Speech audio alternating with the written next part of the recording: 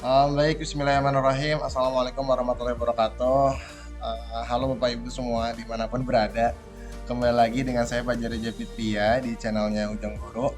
Hari ini saya bakal berbagi praktik ya tentang eh, pelatihan mandiri ya di PMM, yaitu kira-kira topik apa ya?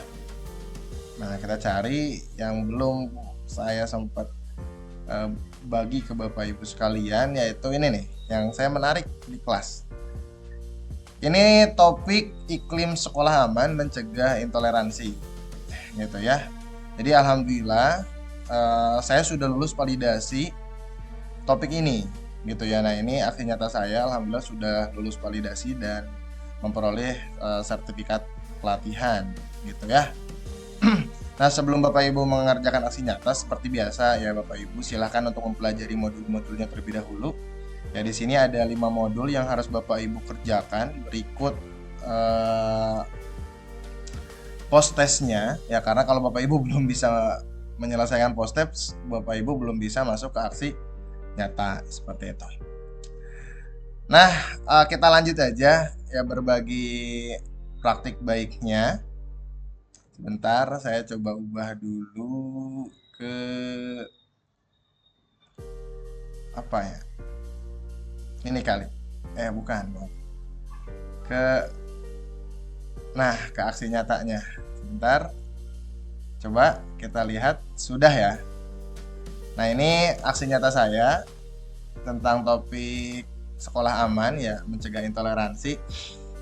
Jadi kemarin saya mengambil judul yaitu Stop Intoleransi melalui poster toleransi gitu ya. Ini Fajar Fitria, saya ngajar di SDN Cipayono 4 pagi, Jakarta Timur. Ini adalah salah satu contoh poster yang anak-anak buat gitu ya. Jadi per bangku, karena waktu itu kebetulan duduknya per bangku. Ini yang bikin si Alsa sama si Silvi gitu ya. Kebetulan nih yang gambar adalah anak didik saya yang juara gambar cerita FLS 2N ke 2 ya di tingkat kota Jakarta Timur.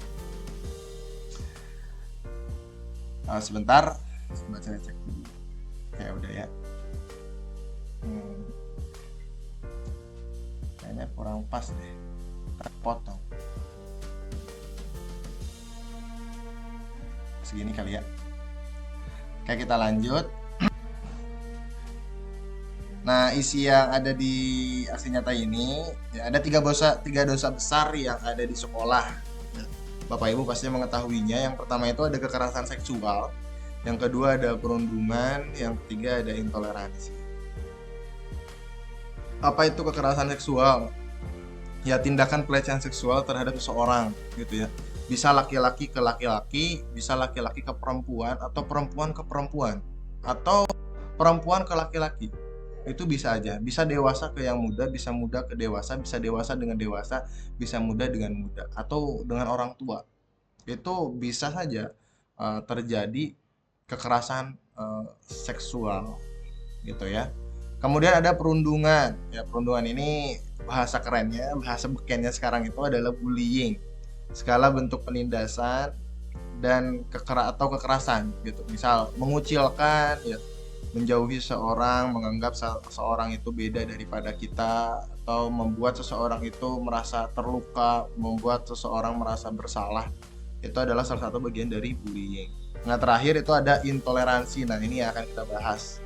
Ya, ketiadaan tenggang rasa gitu. Intoleransi ini kan biasanya dengan agama gitu, karena agama di Indonesia lumayan banyak gitu ya. Ada Islam, Kristen, Katolik, ya apa Kristen Protestan, Kristen Katolik, ada Hindu, Buddha, Konghucu gitu ya. Itu agama yang diakui. Nah, tidak hanya di agama, ternyata budaya ya, ras gitu ya. Itu juga sama salah satu bagian dari intoleransi kalau misalnya kita membedakan. Apa sih itu sebetulnya toleransi? Ya, kita balik dulu ya, cari pengertian toleransi. Ya, toleransi itu secara luas, secara umum itu suatu perilaku atau sikap manusia yang tidak menyimpang dari hukum ya, yang berlaku di suatu negara, di mana seseorang menghormati atau menghargai setiap tindakan yang dilakukan orang lain selama masih dalam batasan tertentu gitu ya. Jadi toleransi ini adalah suatu perilaku atau sikap manusia yang tidak menyimpang dari hukum, yang berlaku saling menghargai, menghormati tindakan yang dilakukan oleh orang lain gitu ya. Kalau misalnya toleransi ini diterapkan, ya pasti suatu negara atau suatu lingkungan akan aman dan nyaman ya. Tidak bakal ada pertengkaran atau perselisihan, itu toleransi. Nah, selanjutnya berbanding terbalik dengan intoleransi. Ya, intoleransi itu menurut KBBI ketiadaan tenggang rasa.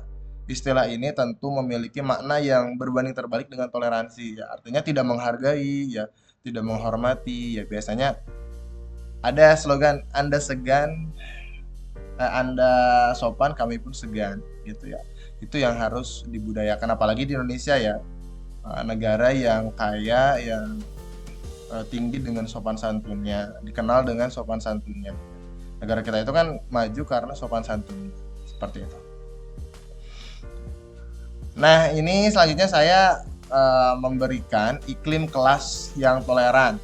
Saya ngasih ke anak-anak. Nah, kelas yang toleran tuh ada apa aja gitu ya.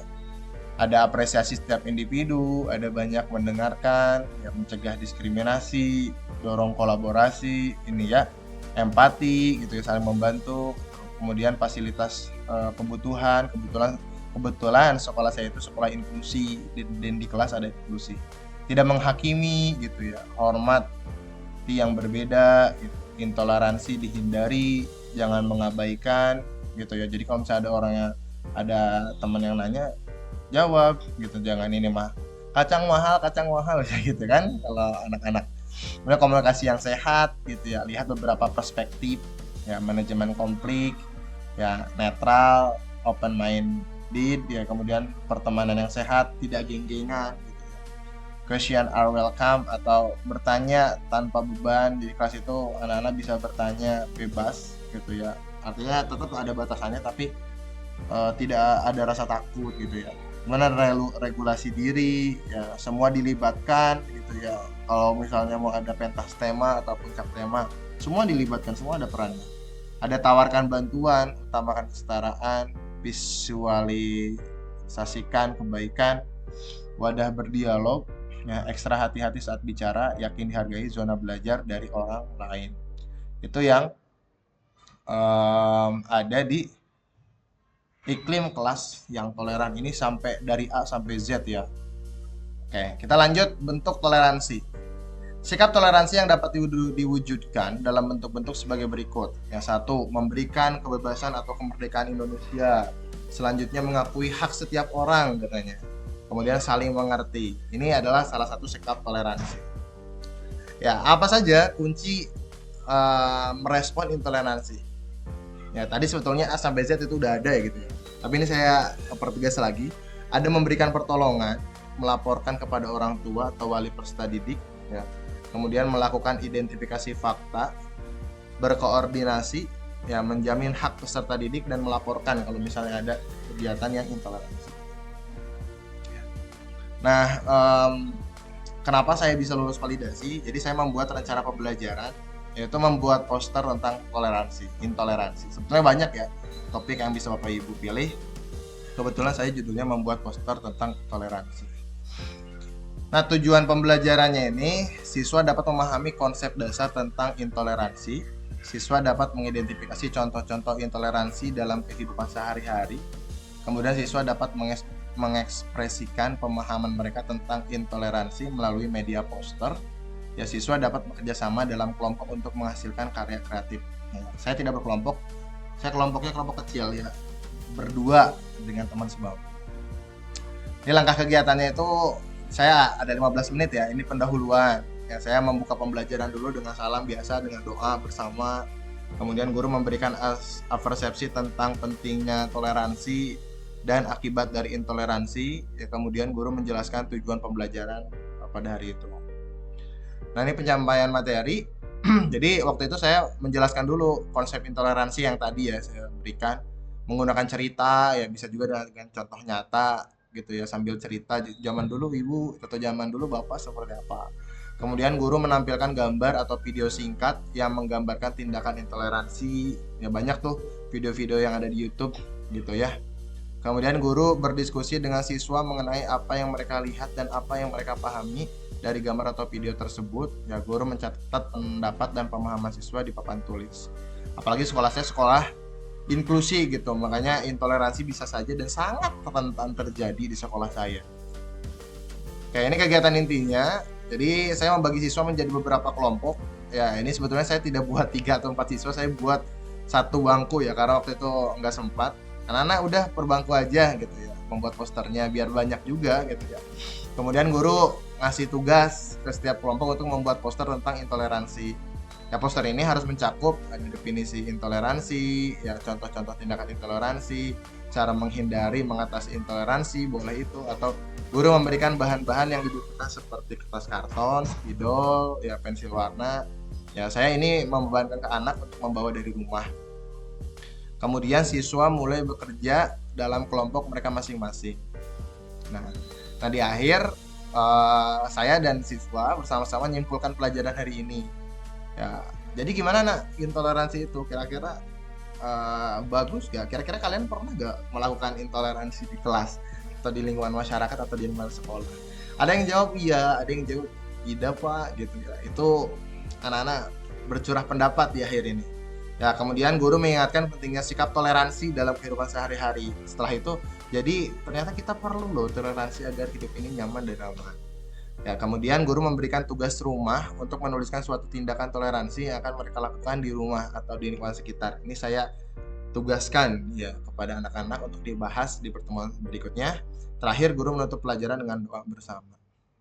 Ini dokumentasi plang sekolah gitu ya. Jadi sekolah saya ini kan sekolah inklusi, jadi beberapa poster yang ini ada bullying atau perundungan ya. Ini saya yang buat kebetulan, dan ini ada sekolah aman gitu ya. Ini nih ada jangan diamkan aksi kekerasan seperti penganiayaan, pelecehan, perpeloncoan, perundungan, pemerasan dan tindak kekerasan lainnya. Ini umpan balik dari peserta didik. Saya minta anak untuk menuliskan apa yang mereka rasa gitu. Bagaimana perasaan kamu setelah mengikuti kegiatan sosialisasi ini? Apa yang kamu lakukan jika mengalami kekerasan gitu ya. Itu deh gitu ya Bapak Ibu untuk contoh intoleransi. Seperti itu. Sebentar ya.